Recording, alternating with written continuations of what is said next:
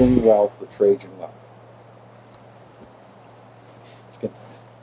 I have no short-term memory. It's not your fault. It's mine. Mm-hmm. Building Wealth. Building Wealth. With Trajan Wealth. What is it? Building Wealth with Trajan Wealth. That's a good name for a show. I would It go is. with that. Mm-hmm. Is that what you're going to do? I think so. Okay. Mm-hmm. Well, welcome. Hi, how are you? I'm Rusty Humphries. He is Jeff Jr., and he's the star of Building Wealth with Trajan Wealth. I'm just here hanging out with you. You're doing a great job. You know why I'm here? Because, hold on just one second. Just bear with me for a second. I'm just soaking up the greatness. That's me, just soaking up the greatness. Just kind of feeling it right now. Just do it with me, would you? Do you feel the wealth? Do you feel it growing? Do you feel it building right now? I do, and I think you will too. Thank you for being here, by the way. And this is not some stuffy financial show where they just go yap, yap, yap, and you, after 2 seconds, you start yawning and you start clicking off your computer. That's not what we want the show to be. Not at all. No, not at all. The idea for this program is, this is one of the smartest guys you'll ever meet. He actually cares about you making money. Does he want to make a little money? Of course. We're in America. But he doesn't want to take all of your money. Now, to me, sounds like a good idea. Right. Right? Yep. Good. So, what I would suggest for you is, you've heard him on the radio. And if you haven't, well, you've missed out. But you've heard him on the radio. We got to know him a little bit last week. And now we're going to start getting into, what do you do to build wealth with Trajan Wealth? Right.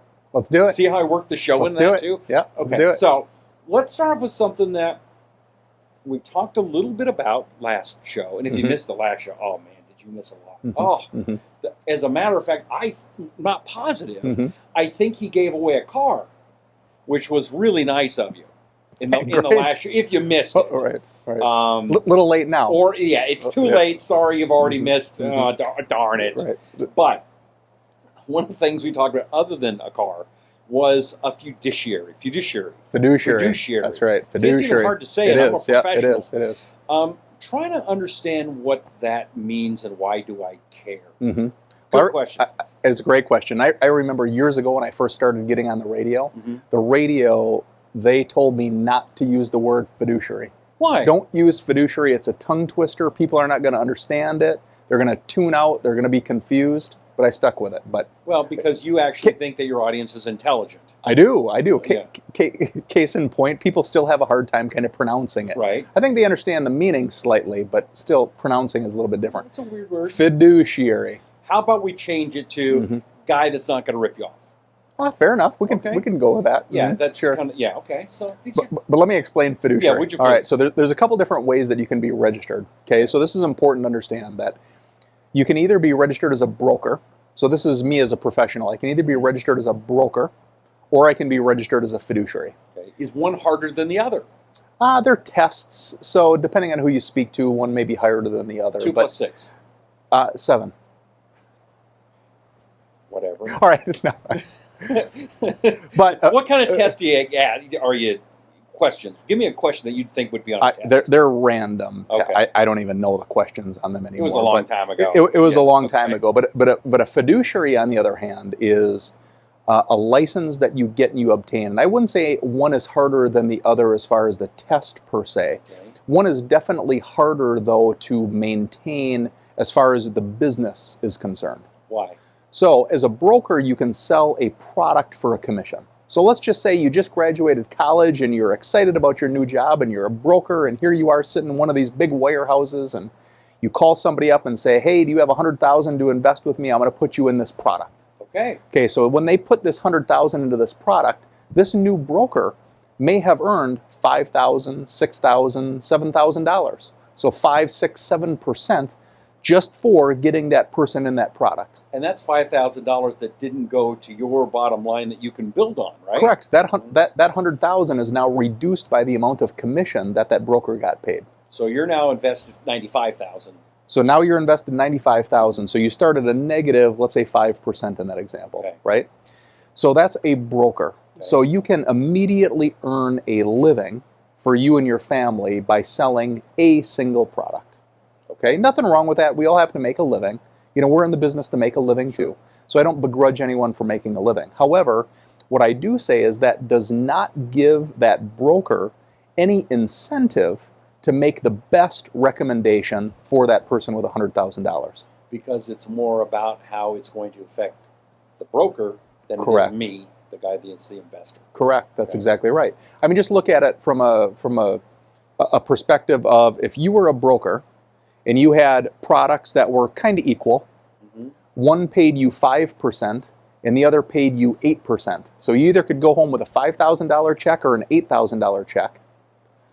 Would you naturally be incentive to sell that 8% product? Probably, right? Right? If they're kind of equal, it doesn't, there's not a whole lot of difference here. So the 8%.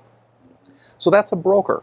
And that's very typical and very common in this industry. Okay. And frankly, that's how I started as well, was a broker. It's very typical to start as a broker. And the reason is because if you start as a fiduciary, it's much more difficult to earn that compensation. It's more of a long-term play. So you've got the short game and you've got the long game. So yeah, if you're trying to make a killing, you want to get started, you do the broker way. Right. And yours is kind of, I'm going to be with you for a long time, Mr. Client, and I'm going to make sure that you make a lot of money for a long time. That's right. It's much more relationship-based. So when we take that broker example and we compare it to a fiduciary, if that same $100,000 client came in here, we would charge, it's what's called an assets under management fee. So generally it's a percentage. So what that percentage is it can range depending on who you work with, but generally let's say it's right around 1% per year. Okay. So on $100,000, 1% per year, that's $1,000 over a year period. So you're not taking that 1,000 right at the front. So now my 100,000 is 99,000, and I'm not earning as much, right? Incorrect. So we're paid. So we're getting real technical, real detailed, but it's paid monthly in arrears.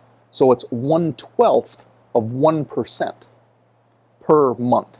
Okay, that sounds at the end of the month. So the whole goal is the more that you make, our goal now becomes making you money. Right. Because the more money that you make, the more money we in turn make. And it's more of a long-term play because our goal with your $100,000 in this example is to turn it to $200,000, is to turn it to $500,000, is to turn it into $1 million. Now we're not going to do that by speculating. We're not going to do that by taking crazy risk. We're going to do that by adhering to the investment principles that we've established with you as our client. Okay. Now, do I got to start with $100,000 to get started though? You don't. Okay, because that sounds like a lot of money to get started. I'd say some of the minimum, the smaller investments we have, people start with about $25,000 and work their way up. Can you start any smaller than that, or is it not worth it? You can, but now it tends to, because we establish portfolios. So what a portfolio is it's a grouping of investments. So let's say you're going to own Apple. Let's say you're going to own Johnson & Johnson, IBM. So once you get too small as far as the dollars are concerned, we're not able to buy yet fractional shares. Okay. So it starts really kind of cutting into the diversification of the portfolio. So if somebody wants to get started, and they're not quite at that $25,000, my guess you'd tell them is save up some money and then get into it, right? Continue to save. I mean, you really don't need to, if you're at that level, you don't really need to pay a financial advisor either. I'd say go and you can open up an account with by yourself and for yourself. And you can even call, let's say, TD Ameritrade is a good example. They're a custodian. They hold money. You probably see their commercials all over. Right. They hold money, and they can give you some advice based upon your individual circumstances. And then they can open an account, or you can open an account online, and you can save a little fees. I'd say you don't need a professional fiduciary advisor until you have some assets accumulated, so we can help you diversify that further, but also I think, more importantly, is grow that further. Now, one thing I was thinking about, tell me if this is a good idea, because this is what you do, advise people. I was thinking about getting my check and then going to Vegas and putting it on red. You can. It's almost a 50-50 shot. Right. You could. Yeah, you could. Would you suggest that? Probably wouldn't suggest it unless, of course, you can absolutely afford to do it. But I think a lot of people who take, from my experience, what a lot of people, the people who take so much risk are really the people who can't afford to do so. They're just looking to get rich quick. Right. And it just doesn't happen. If you can get rich quick, you can get broke very quick, especially if you keep on betting the same bet. You have to look at it. If you're going to go and you're going to put it on red and you're going to turn your $1,000 into $2,000, the probability of you taking that $2,000 and putting it on black are pretty good. Right.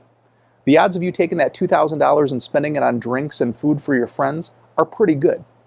So our goal is to build your wealth by using disciplined, time-tested strategies over time. So you mean to tell me that they don't build those big casinos in Vegas to give me money? Unfortunately, they don't. Okay. Maybe some great buffets and some great food and great entertainment, but I thought the buildings were there to say, "Hey, come here. This is a pretty place for us to give you money." I think that's the perception. That's what they want you to believe. Exactly. But not quite it. Not quite it. No, that's right. But the fiduciary thing, and this is a great way to start because it makes sense. You're saying, "Hey, we're kind of in this together." Right. And right. I'm your guy. I'm going to give you the best advice I possibly can because, hey, you do good, I do good. Right, right. And it's a relationship. I always say that we have hearts of teachers. Our goal is to teach you and to educate you. It's not to sell you. You're not going to feel pressured because we're not in the pressure business. We're in the education business. We'll show you value, and then hopefully you hire us. We don't assume as soon as you come in to see one of our financial advisors that you're automatically going to be a client. Right? That's just not the way we work. We have to provide value. We have to provide education. And I think that's all the more reason for this series is just to continue that education to allow people to get to know us. And you're not going to be the guys in the movies on the phone calling me every 10 minutes, "Hey, you got to buy this, you got to buy this, you got to buy this." No, hey, that's a great question. Sometimes we get asked by clients, "Do you call me before every trade or do you call me before every transaction?" And the answer to that is no, we don't. And the reason is because if people wanted that, essentially, if people had that much knowledge themselves, they'd already be managing their own portfolios. They wouldn't need us to do it. Okay. So our clients are hiring us based upon a set of parameters that we establish up front, meaning how much risk do you want to take? How little risk do you want to take? What are your long-term goals? And we manage your portfolio accordingly. So if I'm a gambler kind of guy and I want big risk, you guys can put me in a portfolio like that, right? Of course. Do you caution me against that, or do you say, well, there's pros and cons to everything, whether you're aggressive or you're conservative. If you're too aggressive, well, you have to understand, we work with adults here. You have to understand the possibility of losing that money or a good portion of that money on a crash is good. Just like if you're conservative, the odds of you growing it when the market is very strong aren't as good as if you were over here and aggressive, right? So there's a trade-off. And it's really a matter of kind of finding what you as the investor are comfortable with. Because you might say one thing, right, but when the market goes down, you might express different emotions than, yeah, I'm comfortable with that. And I'm guessing that's what you and your advisors do. Part of your job, I'm assuming, is that you sit me down and you say, okay, I want to get to know you a little bit, and let's try to figure out where your comfort level is. Like you said, you may think it's this other way, but in my experience, I think you may be a little more Absolutely. Everybody's a little bit different until you have those conversations. Like you can see on TV, like Tesla is a great example.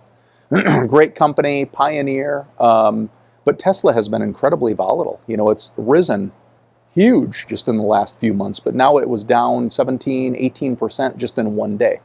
So while it sounds good to make a bunch of money, just know that can come right back off the table. And yes, it's our job to develop a relationship because, again, unlike a broker, which we mentioned earlier, our goal is to develop a long-term relationship with you. You might be 55 now, but our goal is to work with you when you're 75, 85, even work with your heirs and your beneficiaries. Sounds like a good plan to me. Another good plan would be to subscribe to this program. Make sure you hit that subscribe button and share. And tell your friends that you have some friends that maybe haven't heard Jeff on the radio yet and say, maybe you're trying to figure out what to do with your retirement. Now might be the time. So tell your friends, share it. Make sure that you hit the notification button too so you know whether you're listening to us on Apple Podcasts or Google Podcasts or watching us on YouTube or Roku or Apple TV or wherever you find the show. make sure you hit the notifications and subscribe so you know every week when the show comes out, and get ready so you can prepare yourself to really retire with the wealth that you need. Yep, great. Wrap things up. Yep, that's perfect. Let's spend the line. So we've got hearts of teachers, is what I'd say. You know, it's all about education as far as we're concerned. So even if you're unsure or if you're not in a position to start investing, I'd say give us a call. We've got people ready to answer the phone, answer questions, and we can at least steer you in the right direction. So give us a shot and subscribe. I think you should give them a shot, unless, of course, you don't want to build your wealth. If you don't want to build your wealth, don't call them, okay? They're busy. Anyway, we sure appreciate you. We'll catch you next time. Again, subscribe, share the program. For Jeff Jr., I'm Rusty Humphries, and thanks for joining us. Thank you.